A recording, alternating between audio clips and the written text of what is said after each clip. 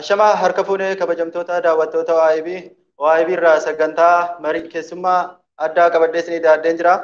Keessummaan keenyas obbo Saggaayee Haayiluu jedhamu Noorweey irraa waamicha keenya kabajjee sagantaa keessummaa OIB irratti argamuu keetiif maqaa daawwattoota OIBtiin guddaa galatoomi jecha. Oromiyaa International Broadcast waan naaf feertaniif isinillee galatooma. Hayyee ulfaadhu. Har'a kanan irratti marii goonu sagantaa ijoo lama qabadhee dhufeetiin jira. Innis ajandaaleen keenya irraa tokkoffaa irratti waa'ee mootummaan hidhamtoota siyaasaa irratti dhimma shororkeessummaa irratti banuu irratti waan jiru irratti kaasnee dubbanna. Inni lammaffaa immoo kaleessa siidaan artistii jaallatamaa Haacaaluu Hundeessaa kaleessa bakka inni itti awwaalametti ijaaramee eebbifamee ture. Akkasumas immoo Yuunivarsiitii Ambootti damee Awwaarootti maqaa isaatiin akka moggaa'u taasisanii jiru. Kana lamman irratti marii goona jechuudha. Jalqaba irratti Saggaayee hidhamtoota shororkeessummaa hidhamtoota irratti banamee jira. Mee akkamitti ilaalta? Dhuguma jarri kun yakka shororkeessummaa raawwatanii jiru moo shira siyaasaati jettee yaaddaati? Hayyee galatoomi, gaaffii gaariidha. Kana duubatti deebi'uun barbaachisaa natti fakkaata. Duubatti deebinee ilaaluun maaliifuu wanti har'a adeemaa jiru wanti haaraa ta'e tokkollee hin jiru akkanan ilaalutti. Qabsaa'ota Oromoo, hayyoota Oromoo, hoogganoota Oromoo, namuma anuma Oromoodha ofiin jedhee maqaa itti baasanii maqaa hin taane itti kennanii maqaa balleessuu qofa miti. Irratti murteessanii murtoo du'aa irratti kennuun murtoo umurii guutuu hidhaa kana qofa miti ajjeesuunu seenaa impaayera san keessatti yeroo dheeraadhaaf kan adeemaa ture. Ammas kan itti fufee jiru waan ta'eef duubatti deebinee ilaaluun wal qabsiisuun barbaachisaa natti fakkaata. Akka ka'umsaatti akka hubannaa kootti walfalmii sirna impaayera Itoophiyaa fi ilmaan Oromoo gidduu jiru waggaa baay'eedhaaf deeme tokkotu jira. Yeroodhuma hunda jechuudha. Walfalmiin kun immoo walfalmii sirna impaayera Itoophiyaa sunii fi isa Oromoo akka Oromootti anis nama eenyummaan koo, afaan koo, seenaan koo kabajamee mirgi dimokiraasiinaaf kabajamee jiraachuun qaba qaama jedhuu fi lakki ana jalatti bultaa, anatu siif beekaa, anatu siif muraa, anatu waa hunda siif murteessa jedhee qaama Oromoo hacuucuudhaaf gabrummaadhaan bulchuu barbaadutu jira. Qaamni kun immoo yeroo hundumaa walfalmaatii jiraatan. Erga Oromoon cabee abbaa biyyummaa isaa dhabee impaayera san jalatti buluu jalqabee as wanti kun huma deema jechuudha. Maqaa jijjiirrata malee maqaatu itti jijjiirramaa jechuudha. Walfalmiin qaama kana gidduu jiru yeroo ilaallu maqaan adda addaatti ba'uu danda'a. Jechuun bara kaan shiftaa jedhanii mootonni Habashaa, mootonni impaayeratti qabsaa'ota Oromoo, hayyoota Oromoo dirreetti baasanii namni otoo marsee ilaalu fannisaa turan. Fannisanii maqaa itti baasanii biyya gananii shiftoota jedhanii jechuudha. Namoonni sun maqaan irrammoo itti jijjiiramee warri yeroo darbee isa kana qofa dubbachaa jiru baroota 30 darban kanaaf immoo maqaa itti jijjiiranii shororkeessaa jedhanii isuma shiftaa jedhanii Haayila Sillaaseen Minilik fannisanii Mangistuun illee akkasuma rasaasaan itti roobsisee fixaa ture sun bara Addawaawwii yookaan immoo mootummaa OPDO'n keessa turte EPRDF jedhu kan immoo maqaadhuma itti baasanii jedha. Wanti addaa hin dhufne bara san immoo shororkeessaa jedhanii. Kanaafuu rakkoon jiru mootummaa sirna impaayeratti uummata Oromoo hacuucee bulchuu barbaadu. Garuu immoo qawwee of harkaa qabu, qawwee qofa miti, miidiyaa of harkaa qabu, fuulduratti bahee dubbatu, olola banuu danda'u, karaa adda addaatiin maqaa balleessii adeemsisuu danda'u tokkotu jira. Ilmaan Oromoo gaaffii mirgaa gaafatan hundumayyuu maqaa itti moggaasuudhaan, maqaa balleessuudhaan, olola bal'aa irratti oofuudhaan, propagaandaa bal'aan adeemee qabsoo Oromoollee maqaa saniin waamuudhaan uummata shororkeessuudhaan gadi xiqqeessuudhaan wanti godhamaa turetu jira. Anaaf ka santu shororkeessummaadha. Qaama aangoo qabatee waan qawwee qabu qofaaf waan sirna sun to'atee akka biyyan bulcha jedhee aangoo isaa dheereffachuudhaaf nama mirga isaa gaafate, nama haqa dubbate, nama isa mormee isa kamiyyuu maqaatu adda adda ta'a malee namni sirna impaayiratti mormee hundumtuu maqaan tokko itti moggaafamee ni ari'ama, ni ajjeefama, ni hidhama, mana murtoo fakkeessaattis dhiyaatee itti murtoon irratti kennama. Kanumatu adeemaa ture bara adda waawwiis jechuudha. Arra qaamni mootummaa ofiin jedhu masaraa mootummaa to'atee jiru qaama haaraa miti. Qaama kaleessa TPLF waliin ta'ee ilmaan Oromoo akkuma irra jechaa jiran kana shororkeessitoota jedhanii ilmaan Oromoo mana murtiitti deddeebisaa turan. Mana murtii deddeebisuu qofa miti, mana hidhaattuu hidhanii ajjeesaa dararaa miila irraa ciraa turantu arras immoo masaraa mootummaa to'atee jira. Kanaafuu qabsaa'ota Oromoo irratti abalu shororkeessaa ta'e, himannaan shororkeessaa irratti baname, murtoon irratti kenname wanti jedhu kuni waan har'a calqabe miti jechuudha. Warri waan kana gochaa jiranis har'a miti kan calqaban. OPDO'n kaleessa wanti uummanni Oromoo hin daganne tokko maalinni qaama adda waawwiitiin wanti adeemaa ture hundumtu Oromoon shororkeessaadha jedhamee ajjeefamee hidhamee mana hidhaatti dararamee miilli irraa citee waa meeqa ta'aa ture. Humni amma immoo maqaa jijjiirratee PP ofiin jedhu yookaan immoo bilisiginnaa jedhee of waame kuni qaama saniis yeroo tokko kaanii haasa'ama akka isaan jedhanitti badii waggaa 27 Oromiyaa keessattis ta'e impaayira sun keessatti ta'e waan akka qaamni tokko qofti raawwate TPLF waan jedhamutu jira. Wanti sun dhugaa miti. Jala butamuu qaba. OPDO'n warri har'a masaraa mootummaa jiran sanis qaama saniiti. Waliinidha dalagan. Kanaafuu ilmaan Oromoo waggaa 27 TPLF waliin warri OPDO waliin ta'aniitidha shororkeessaa jedhanii ilmaan Oromoo maqaa balleessaa turan, adamsaa turan, hidhaa turan, dararaa turan.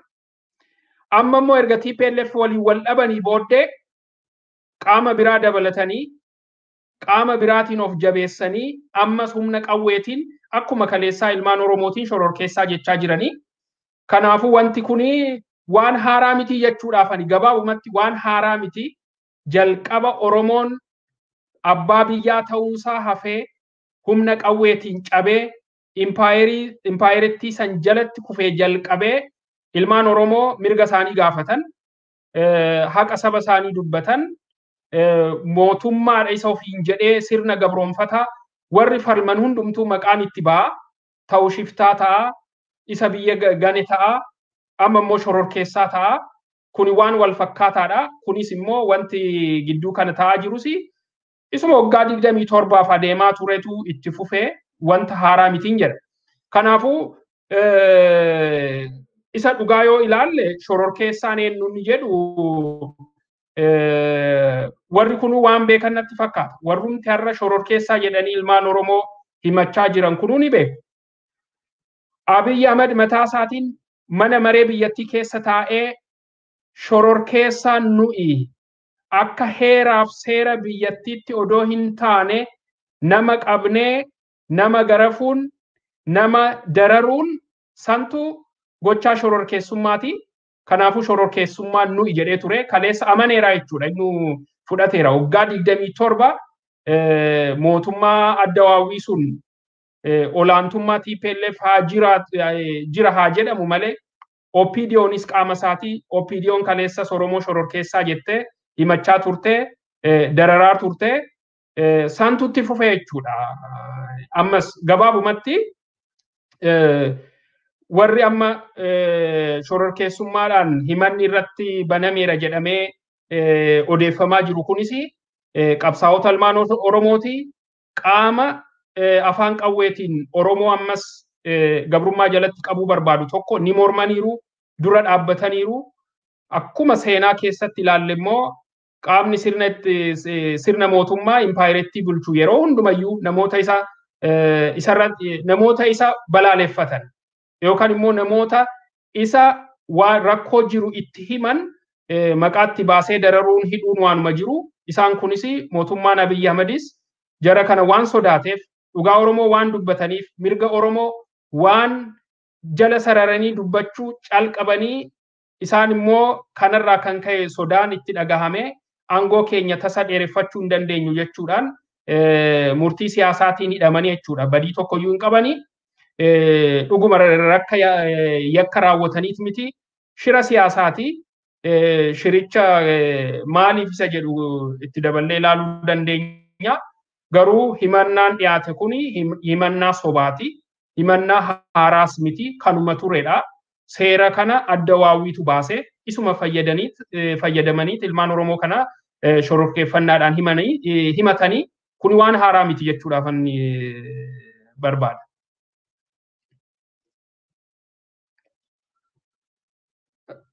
Asumaan wal qabsiisnee mootummaan gama tokkoon mormitootaan shororkeessummaan himataa gama kaaniin immoo filannoo kana itti fufsiisuudhaaf fiigaa jira.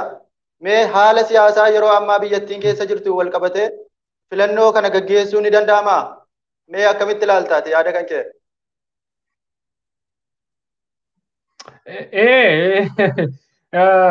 Gaariidha. Xiqqooshii wanti kun tapha siyaasaa ta'uushii agarsiisuudhaaf dubbii filannoo irratti dhufuu dura mee waanuma gidduu kana godhan ilaallu. Diraamaa baay'eetu deemaa jira impaayireettii keessatti. Kanaafuu amma immoo filannoo jedhama waan baay'eetu dubbatama. Himannaadhuma shororkeessaa kana waliinuu diraamaa adeemaa jiru ilaallu mee. Duraan dursee guyyaa jimaataa Jawaar Mahammadii fi jaallansaa mana murtoo dhiyaachuu qabu ture. Mana murtoo guyyaa san hin dhiyaanne. Achi guyyaa sanbata xiqqaa isa Saatardee jennu kanarratti mootummaan miidiyaadhuma kanumasaa fayyadamee himannaan shororkeessummaa qabsaa'ota kanarratti akka baname oduu cabsaa jedhee tamsaase asiifachi oofe propagaandaa guddaatu adeemaa ture. Kana tokkoffaa guyyaa jimaataa sanitti akka beellamni qabameefitti isaan dhiyaatanii himannaan kun achitti maaf ittiin himamne? Maaliif guyyaa san otoo hin dhiyaatiin guyyaa manni murtii akka inni beekutti sanbataa fi dilbata kana manni murtii biyyattii seeraan waan dalagunatti hin fakkaatu cufaadha. Kana maaliifan jedhaa yeroo tokko tokko fakkeenyaaf namni guyyaa sanbata xiqqaa kana faa yoo qabame mana murtii dhiyaachuudhaa fi hamma wiixataa eeguu mala. Maaliifuu cufaadha siin jedhu. Garuu guyyaa san immoo banameeti kuni haasa'ameen inni jedhu gaaffii tokko. Achi immoo himannaan kunis immoo kan dhiyaate mootummaatu miidiyaa isaarratti asiifachi facaasu. Hundumtuu ni dhagaye. Akka wanti kun diraamaa fi taphni isaa tapha nama kufalchiisu akka ta'e immoo kan agartu har'a immoo Jawaar Mahammadii fi jaallansaa mana murtootti dhiyaatanii himannaan kun immoo itti himame jechuudha dhiyaateef. Isayyuu hin dubbifamne gaafa kamisaa dhiyaatanii dubbifamaa jechaa jira. Kana maaliifan ibsuu barbaade yoo jette tapha siyaasaa diraamaa bareedaa hin taane diraamaa nama jibbisiisu diraamaa sirritti hin tolchamnetu taphatamaa jira Abiyyi Ahmediin jechuudhaafan barbaada. Kanumaan wal qabatee kaalaalamma waa'een filannoo sasumaan dhufti. Gama tokkoon mormitoota shororkeessaadha jedhee himachaati filannoon biyya san keessatti filannoon geggeessuun waayitawaadhaa ni danda'amaa isa jettes diraamaadhuma kanaanan waliin qabee deebisuu yaala argite. Duraan dursee filannoo geggeessuun ni danda'amaan jedha. Maaliif jennaan bara adda waawwiis filannoon deemaa ture kan irraanfachuu qabnu. Filannoo akkamii isa jedhu malee diraamaan filannoo adda citeeyyuu hin beeku. Adda waawwiin yeroo filannoo diraamaa geggeesse sanii ofumaaf wal dorgomaa ofumaa kaatee ofumaa moo'eera. Kophaa kaatanii ofumaa mo'achuun ni danda'ama. Warra isaan dura dhaabbatan hundumayyuu hidhanii tapha ala godhanii ofumaaf filannoo geggeeffatanii parsantii 99.6 yookaan parsantii 100 mo'anneerra jedhanii lafa dhiitaa turan adda waawwiin. OPDO'n irraa kun qaama saniiti. OPDO'n filannoo kophaa geggeessee kophaa kaatee kophaa mo'adhe jedhee uummata kana dararaa tureera. Kanaafuu filannoo akkasiitiif haaraa miti jechuudhaafan. Ammas kan ni danda'aman jedhe filannoo akkanaa ni danda'ama. Dhaaba Oromoo keessattiyyuu qabsaa'ota Oromoo aangoo Abiy Ahmadii fi gareesaa yookaan ergamtoota nafxanyaa kanaaf ni sodaachisu jedhaman hundumayyuu adda bilisummaa Oromoo fi Koongiresii Federaalawaa Oromoo hoogganoota hidhuudhaan biiroolee godina hunda keessa deemuudhaan cufuudhaan akka adda bilisummaa Oromoo irratti adeemaa bakka adda addaatti hirachuudhaan garee isaanii keessatti ijaaranii of jala hiriirsuudhaan ammas filannoo ofii kophaa dhaabbatanii of duuba immoo ergamtoota isaanii laal mormitoota miti. Ergamtoota isaanii of duuba hiriirsanii filannoo taphaa yookaan filannoo diraamaa adeemsisuun ni danda'ama. Filannoo dhugaa garuu adeemsisamuudhaaf haalli isaa hin jiru.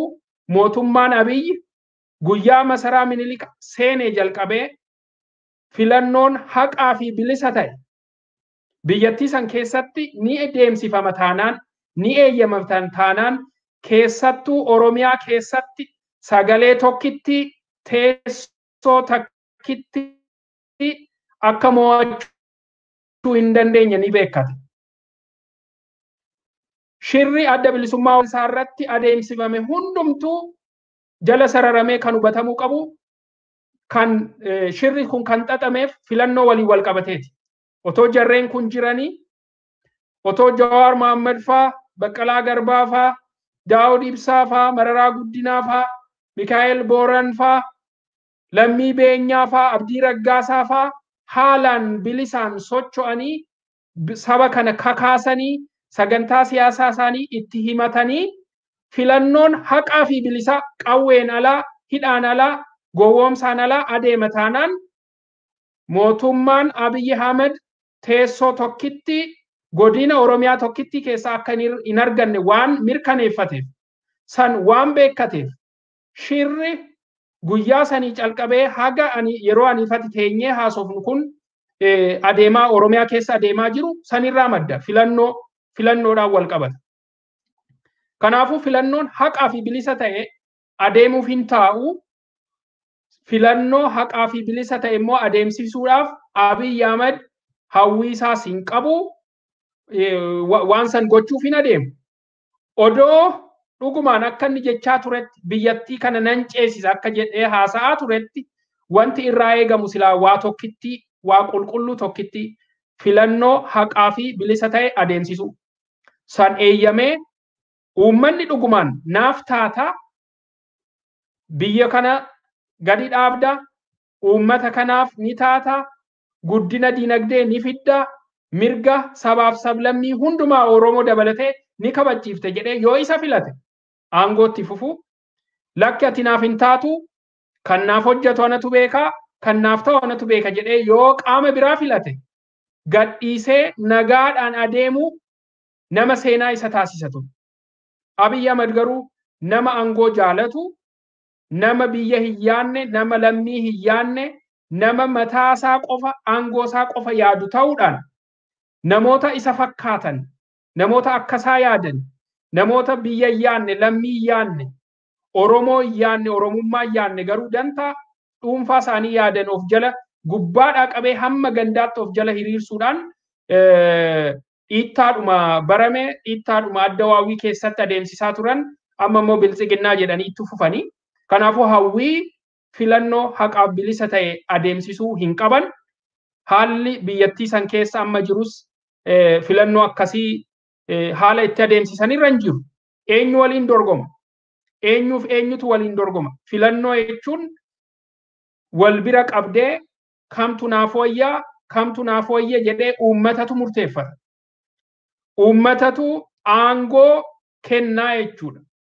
Gabaabumatti aangoo situ naaf ta'a, situ na geggeessaa, situ abbaa biyyaa na godha, situ mirga koo na eega, situ nagaa koo na tiksa, akkan nagaadhaan bahee galu, akkan yaada koo bilisaan mirgi koos naaf eegamee kan biraas kan warra kaanis eegee jiraachuu akkan danda'u kan na gochuu danda'u mootummaa haqaa mootummaan ani barbaadu kana jedhee murteeffachuu jechuudha. Kanaafuu san gochuudhaaf immoo filannoo qabaachuu qaba jechuudha. Abiyyiif Abiyyi maddiidha maal filata uummanni? Abiyyoo kunoo mul'ataa jira hojiinsaa, Oromiyaa diigaa jira, Oromummaa cabsaa jira. Ilmaan Oromoo bosona keessatti ajjeefamanii awwaalamuudhumallee kabajaa awwaalamuullee dhabanii waraabessatu isaan nyaachaa jira. Abiyyiif Abiyyi maddiidha uummanni maal filatare? Kanaafuu filannoon haqaaf bilisa ta'e adeemuudhaaf hin taa'u. Haalli biyyattii keessaas waan san agarsiisaa hin jiru. Bakka mormitoonni keessattuu warri uummanni jaalatu akka Oromootti yoon dubbadhe qabsaa'ota uummanni Oromoo na geggeessuu qabu, dhugaa koo ni beeku, mirga koo ni eegu jedhanii adda bilisummaa Oromoo fi Koongiresii Federaalawaa Oromoo jalatti hiriiran achitti qabsaa'an gurmaanii dhugaa uummata kanaa laga ceesisuudhaaf of kennanii jiran hundumtuu guuramanii hidhamanii haala jiran keessatti filannoon haqaaf bilisaa ta'uuf hin taa'u. Wanti akkasii ammas tabuu mataati jechuudha. Filannoodhuma Mallas Zeenaawwii fa'aa adeemsisaa turan, filannoodhuma OPDO'n adeemsisaa turte yoo ta'e malee filannoon haqaaf bilisaa ta'uuf hin taa'u. Ammas tabuma diraamaadhuma siyaasaatu itti fufaa jechuun barbaada. Kanatti jirta. Kanuma wal qabsiisee yaadichi wal qabata. Mata duree kana gara golabuutti deemuu jirra. Maaliif yeroo qabnurraa kan ka'e kana xumurree gara ajandaa marii keenya isa lammaffaatti dabarfarra. Inni amma itti aanu mootummaan kun barri aangoo isaa fulbaana 25 raawwata jedha akka seera biyyattiitti. Kanaan booda maaltu ta'uu mala jettee yaadda jechuudhaati. Mootummaan seera qabeessa yoo hin jiraanne falli maal ta'uu qaba waan jedhu kanaan wal qabsiistee asuma irratti wal qabsiistee yaada kana asirratti akkanaaf xumuraa deemtu kan barbaade akkasumas namoonni takka immoo mootummaan ce'umsaa dhaabbachuu qaba jedhanii namni yaadanus ni jira. Ati akkam jetta? Asuma wal qabsiisiiti yaada kan kennaa ibsi. Keessatti illee achuma yaada furmaataas illee naa ka'aa deemi gara ajandaa keenya sattaanutti dabarfarra. Maaliif yeroo nu qabnu yeroo baay'ee gabaabduu gatii taateef. Hayyee gaggabaabsuu yaala. Mootummaan barri aangoo isaa fulbaana 25 raawwatanni jedhu akka seera biyyattiiti. Akka seera biyyattiitti yoo laallee mootummaan sunis mootummaa haqaa fi bilisaan filametu hagas turuu mala. Mootummaan Abiyyi gabaabumatti hardhumayyuu mootummaa seeraa miti. Mootummaan naannoo Oromiyaas ta'e mootummaan federaalaa impaayirattii san bulchu akka kiyyatti har'umayyuu mootummaa seeraan filame, mootummaa uummanni filatee aangoo itti kennate miti. Kuni baramuu qaba. Garuu haa ta'uuti akka seera biyyattiitti iyyuu qaamni kun aangoorra tureera. Guyyaa sanirraa immoo ni raawwata. San booddee maaltu ta'uu mala inni jedhu akka amma argaa jirru kanatti akkan duratti jedhe Abiy Ahmed erga masalaa Minilik san seenee jalqabee yaaddoonsaa fi hojiinsaa aangoorra turuu qofa ture. Gatii baasee uummanni waan fe'e haa baasu, biyyattiin waan fe'e haa taatu, haga danda'e garuu aangoorra turuudhaaf hawwii guddaa qabaa. Saniif dadhabaa ture, saniif hojjetaa ture. Kanaafuu ammas fulbaana 25 booddee aangoo gadi dhiisee nagaadhaan adeemaa miti. Irratti du'a, irratti cichaa akkuma amma gochaa jiru kana uummata dararuun, uummata fixuun haga dhumaatti lolachuun isaa waan hin oolle kun hubatamuu qaba. Egaa akkuma seera biyyattiiyyuu mootummaan seera qabeessa yoo hin jiraanne fala maaltu ta'uu qaba yookaan maaltu dhalachuu danda'a? wanti impaayirattii keessa deemu ammas akkuma dura jedhee seeraan adeemaa hin jiru. Seera dhabdummaan babal'atee jira. Seera dhabdummaa kana immoo sadarkaa tokkoffaadhaan kan adeemsisaa jiru uummata otoo hin taane qaama mootummaati.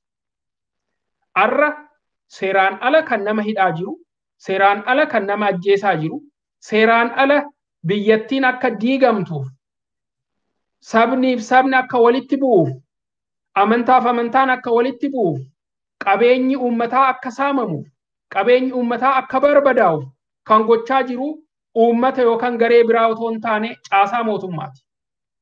Sirna santu seera dhabiinsa babal'isaa jira jechuudha. Kanaafuu san booddee sanumatti itti fufaa, seera dhabdummaan itti fufaa, rakkoon guddaan rakkoo babal'aan akka as deemaa jiru uummanni hundumtuu waan beeku natti fakkaata. Kanaaf of qopheessuun barbaachisaadha. Taa'anii ilaaluu miti. Fulbaana 25 namni tokko tokko akka ibsaa jirutti Abiyyi san booddee mootummaa seeraa miti jedha. Abiyyi san booddee waan mootummaa seeraa hin taaneef aangoo gadi dhiisee yaa Oromoo kunoo biyyi kee of bulchi jedhee adeema miti. Kanaafuu uummanni of qopheessuun mootummaan arras ajjeesaa jiru, arras hidhaa jiru, gaafas illee ajjeechaa fi hidhaa akka itti fufu jala butee beekachuu fi qophaa'uun baay'ee barbaachisaadha. Wanti akkanumaan waan fulbaana 25 ta'eef uummataaf bu'u yookaan sabaaf harcawaa tokko illee hin jiru. Mirgi waaqaa gadi roobu, bilisummaan waaqaaf gadi roobu, guyyaa san eeggachuu miti. Har'a sakandii kana jalqabee Oromoon of qopheessuun diina isatti dhufu, humna isatti duulu ofirraa qolachuudhaaf of qopheessuun ammuma jalqabuu qaban jedha. Kanuma irratti gabaabsuudhaaf mootummaa ce'umsaa warri jedhu ni jiru. Isoo maal jette isa jettee irratti mootummaan ce'umsaa dhaabuun qaama hundumaatiif iyyuu fala amma ishii hafte jedhee tanan lafa kaa'a. Mootummaan ce'umsaa kun garuu akkamitti dhaabbachuu mala isa jedhudha gaaffiin. Ammas isa duraatti deebi'a. Akkuma filannoon amma ta'u filannoo diraamaa ta'u kana yeroo bakka buutonni uummata Oromoo, qabsaa'onni uummata Oromoo, hoogganni uummata Oromoo baay'eensa mana hidhaatti balballi itti cufamee jirutti mootummaa ce'umsaa eenyuuf eenyutu biyyattii ceesisuuf ta'a. Mootummaan ce'umsaa inni jedhu akka ka'umsaatti gaariidha. Ni danda'ama. Garuu mootummaan ce'umsaa sun kan dhaabbachuu malu qabsaa'onni Oromoo mana hidhaa jiran hundumtuu gadi dhiifamanii dhiibbaan adda bilisummaa Oromoo fi kaafoo irratti adeemaa jiru kun hundumtuu duubatti deebi'ee sirreeffamee yoo ta'e malee ammas mootummaa ce'umsaa jedhee Abiyyi Ahmed isaa fi fakkaattota isaa yoo walitti naqee mootummaa ce'umsaa jedhe mootummaan sunis mootummaa ce'umsaa otoo hin taane mootummaa jeequmsaa ta'aa isa jedhuun qaba. Haalli mootummaa ce'umsaa jedhu sunis haal dureen isaa guutamaa hin jiru. Kanaafuu kana baay'uma walumaa galatti gadi fageessee haasa'uu iyyuu hin barbaadu. Akkuma filannoon haqaaf bilisaa adeemuu hin danda'amne mootummaan ce'umsaas amma haalli isaa kennataa miti. Mootummaa ce'umsaa kanas dhugoomsuudhaaf kan barbaachisu dura hidhamtoota siyaasaa keessattiyyuu hidhamtoonni siyaasaa harki 99 jechuun nan danda'a uummata Oromooti ammas qabsaa'ota Oromooti. Akkuma yeroo darbe barame akkuma bara adda waawwii sun arras Oromoodhuma kan siyaasaan hidhamee jiru. Hoogganaa Oromootu mana hidhaa jira. Jaarmiyaa Oromoo sadarkaa godinaarraa qabee hamma olaanaatti qabsaa'ota hoogganaa jiran mana hidhaa jiru. Bakka isaan hin hiiknetti haalli isaan hidhamanii jaarmiyaan Oromoo bakka bu'u kaafoo fi addi bilisummaa Oromoo socho'uu haala hin dandeenye keessatti mootummaan ce'umsaa inni jedhu abjuu ta'a. Haal dureen isaa guutamaa waan hin jirreefu amma Oromoon akka falaatti humnatu itti dhufaa jira. Humnatu isa cabsuudhaaf itti dhufaa jira. Humnaan of qopheessuu qaban jedhaan. Falli isaa kanuma humnaan ofirraa cabsuudhaaf irree baafatee humna godhatee of qopheessuun barbaachisaadhaan jedha. Kanumaan nan gabaabsuu yaada. Tolee guddaa galatoomii yeroo nu qabnu gabaabduu waan taateef gara ajandaa keenya isa lammaffaatti dabarfannaa. kanas illee gaggabaabsiitu manaa kaas yaada jiru jechuudhaatis hordofaa jirta waan sooshaal miidiyaa irra deemaa jirus waan jedhamaa jirus hubatii dhageessaa jirtu jennaan. Siidaan artista Haacaaluu Hundeessaa guyyaa kaleessaa eebbifamee jira. Akkasumas yuunivarsiitii Ambootti immoo damee Awwaaroo maqaa Haacaaluutiin moggaafamee jira. Mee waan kaleessa godhame sana akkamitti ilaalta? Dhugaatti wanni kun Haacaaluu ni gita waan jedhu kana gaggabaabsinaa kaasi sagantaa keenya gara gola deemuu jira waan ta'eef. Hayyee ammas wanti adeemaa jiru waan baay'eedha. Inni baay'een isaa garuu fafakkeessaadhuma waanuma fakkeessuuti waanuma diraamaadha. Wanti fafakkeeffamee dubbatamu garuu waan adda ba'uu qabu tokkotu jira. Inni dura Oromoon ammaaf jechuudha. Ammaafis miti gara fuulduraattis siidaan artist Haacaaluu Hundeessaa goota ija barbadaa ilmi Oromoo haqaa kan Oromoon jaalatu siidaan sun onnee Oromoo tokkoon tokkoo keessatti ijaaramee jira. Abbaan fee jigsuu kan hin dandeenye, abbaan fee waan feeyyuu haa jedhu malee jijjiiruu kan hin dandeenye jechuudha. Siidaan tokko ni dhaabbata, humni tokko dhufee jigsuu danda'a. Bara kana argaa turre. Mirga uummata gurraacha kanaan wal qabatee siidaan biyya baay'eetti dhaabbatanii waggaa meeqaaf dhaabbatanii turan jigaa ture. Kanaafuu siidaan inni hin jigne, inni madaallii hin qabne, inni mudoo tokkoyyuu hin qabne artist Haacaaluu Hundeessaadhaaf onnee uummata Oromoo, dhiiga uummata Oromoo keessa dhaabbatee jira. Sammuu keenya keessa dhaabbatee jira. Maaliifan kana jechuu barbaade amma siidaa inni jedhamee haasa'amu dhugumaan iyyuu siidaa artistii kanaaf yookaan goota kanaaf maluudhaa isa jedhu wajjin kaasuudhaafan barbaade. Wanti haasa'amaa jiru fakkeenyaaf amma magaalaa bakka dhaloota isaa Amboo keessatti siidaan Haacaaluu Hundeessaa dhaabbateera isatu eebbifame inni jedhamee haasa'amu dhugaa miti. Maaliif yoo jettee siidaan amma dhaabbate jedhame kuni bataskaana Iyesuusitti yookaan bakka awwaalcha isaatti ijaarame. Kun immoo eenyumaaf iyyuu ni ta'a waan si dhibu. Nama akkanaa, goota akkanaa, nama qabsoo Oromootiif, dhugaa Oromootiif gatii kaffalee haga lubbuu isaatti kenne kanaaf qofa otoo hin taane eenyumtuu akkuma amantaa isaarratti, akkuma amantaa fi akkuma qabeenya isaatti siidaan bakka awwaalaatti keessattuu amantaa kiristaanaa kanaan wal qabatee ni dhaabbata.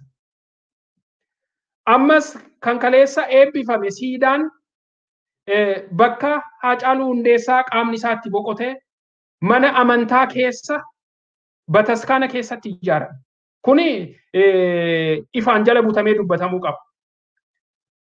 Kanaafuu siidaan Haacaaluu Hundeessaa kan dhaabbachuu qabu akka kiyyatti mana amantaa san keessa qofa otoo hin taane Amboos yoo ta'e bakka dhaloota isaa yaaddachuudhaaf yoo ta'e bahee fuuldura karaa guddaa bakka hundi seenutti bakka hundi bahee galee argutti dhaabbachuu qaba. Kanaafuu siidaan eebbifame yeroo jedhamu siidaan inni ijaaramee eebbifame kuni bakkuma qaamni isaa boqotetti mana amantaa keessatti akka ta'e uummanni keenya haa hubatu. Amma siidaa kana uummanni Oromoo biyya keessaa biyya alaa uummata Oromoo qofa miti goota kana addunyaan ilaaluu qaba. Nan ilaala yoo dhaqe mana amantaa sunidha seenee ilaala. Kuni siidaa isa seenaadhaaf kaawwamee daawwatamu ni madaala jedhamee akka kiyyatti ibsuu hin danda'u.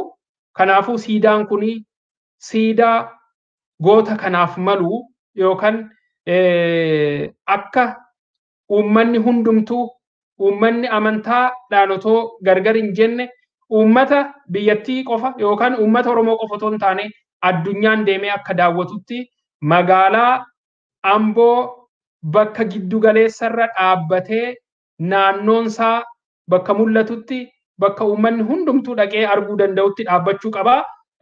San miti kan ta'e kanumaanan gabaabsee bira darba. Qabxii laman kaasee jechuudha. Tokkoffaa siidaan inni dhugaa onnee keenya keessa jira, dhiiga keenya keessa jira.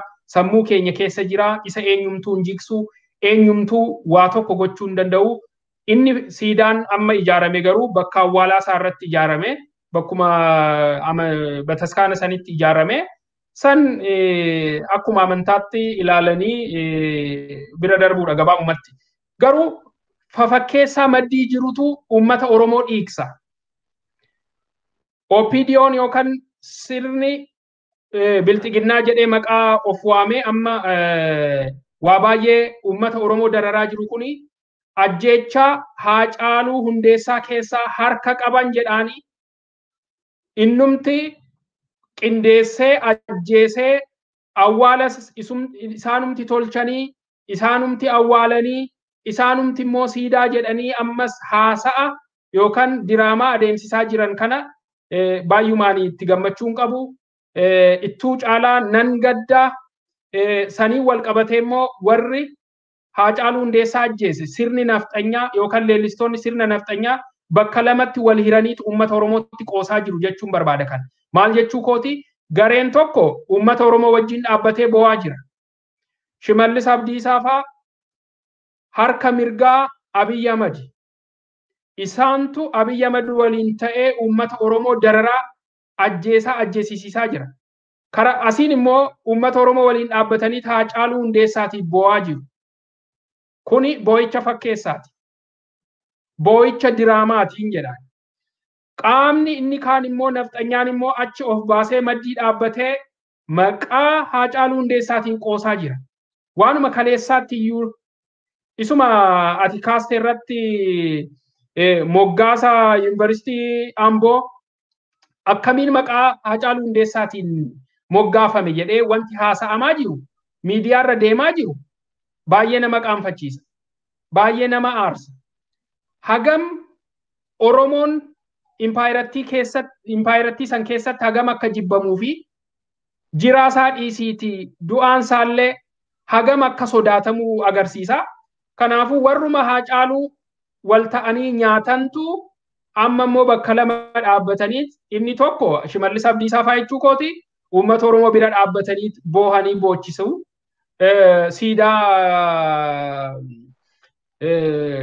Siidaan ijaarame jedhanii haasa'u.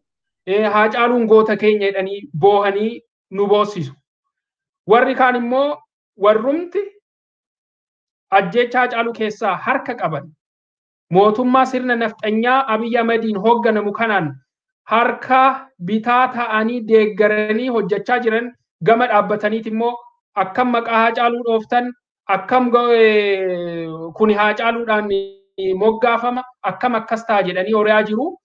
Wanti kun uummata Oromoo ittuu xiiqeffachiisee tokkoffaa fudhatama impaayirattii san keessatti qabu tokkoyyuu akka hin jirre uummanni Oromoo abdii hin qabu. Impaayirattii sanirraa abdii kutatee qabsoosaa mirgasaa ofiin of danda'ee of gonfachuudhaaf akka danda'utti qabsoo hamaa qabsoo cimaadhaaf of qopheessuu qaban jedha. Kanuman jechuu barbaada dhimma siidaa kanarratti. Saggaa'ee daqiiqaa laman sii kenna jechuun dhaamsa yoo qabaatte asirratti daqiiqaa laman keessatti waan dabarfachuu barbaadde mootummaa kanaafis ta'e uummata Oromootis ta'e daqiiqaa lama keessatti gaggabaabsiiti. Sagantaa keenya gara gola gatii deemaa jiru jennaan. Hayyee galatoomi gabaabseetuma ergaan ani qabu yeroon qabsoo kana dura ture hammeenya baay'ee keessa darbeera uummanni Oromoo. Har'a gahuudhaaf as gahuudhaaf gatii gurguddaa kaffaleera. Ilmaansaa dhabeera, qabeenya isaa dhabeera, qaama isaa dhabeera, baay'ee itti wareegee as ga'eera. Ammas garuu kan isa hafu waan salphaa miti jechuudhaafan barbaada. Kanaafuu ammas wareegama barbaachisu.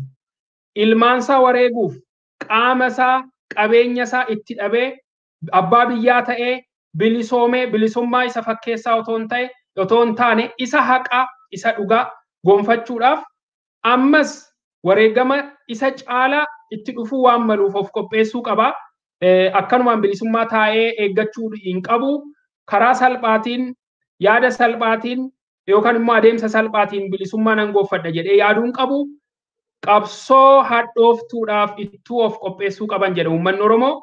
Qabsoo hadhooftuu kan qabeenya gaafattu, kan lubbuu gaafattu, kan qaama gaafattu, kan wal dhaggeeffachuu gaafattu, kan tokkummaa gaafattu, kan itti cichuu fi haga dhumaatti xiiqiidhaan adeemuu gaafattu karaa dheeraadhaaf of qopheessuu qaba. Kanuman akka yaada dabalataatti kaasuu barbaada. Guddaa galatoomi maqaa daawwattoota OIBtiin guddaa galatoomi siin jenna. Turtii yeroo dheeraa fudhattee yeroo keetis aarsaa gooteen wajjin marii bal'aa goonee jirra. Egaa ulfaadhu guddaa galatoomi. Egaan daawwattoota keenya sagantaa marii keessummaa OIB har'aaf qopheeffannee dhiyaannee asirratti golomna. Sagantaa kana kan qopheessee isinii dhiyeessee ani Raisii Mahammadin jedhama.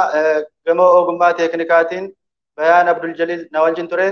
Hanga sagantaa keessummaa OIBtiin kan biraatiin walitti deebinutti turtii gaarii akka nu waliin gootan isiniin jecha nagaan tura.